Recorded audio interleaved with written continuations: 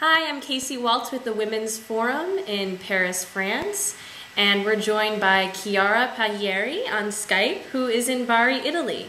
Chiara, thank you so much for Skyping with me today. And for those out there who might not know who you are, would you mind introducing yourself to everyone? Thank you very much, Casey, for this opportunity. My name is Chiara Palieri, and I'm the social media director for iLive2Lead.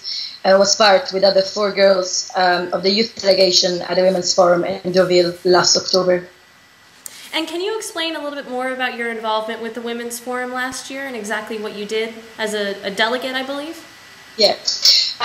My essential role in the Women's Forum was being a speaker in the Gen Y in the Workplace panel, which was a panel gathering either Gen Y individuals and other Gen X individuals. And it was basically a discussion on the new values that the workplace is seeking today.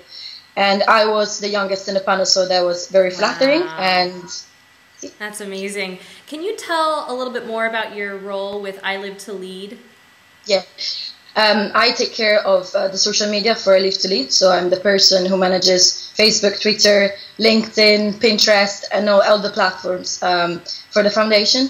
And I basically take care of the image of the organization and the way we communicate also with the delegates that are going to join us, and also the organizations we've been joining, like the Women's Forum or the DLD Women. And correct me if I'm wrong, are you currently a student attending university? Yes, right I do study international politics in Stirling University in Scotland, and I'm about to graduate, and I'm currently writing my dissertation. Yeah.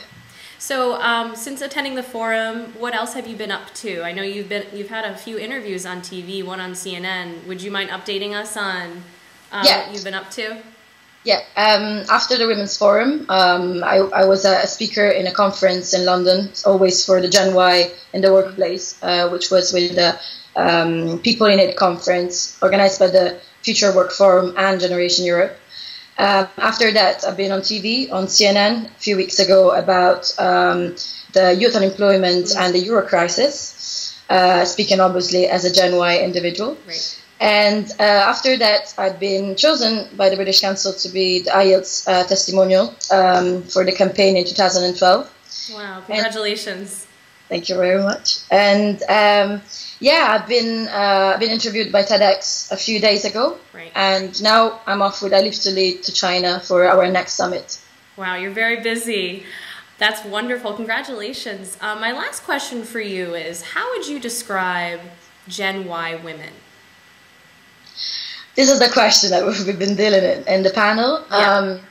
I think it's very important to define the Gen Y women as outstandingly proactive ones.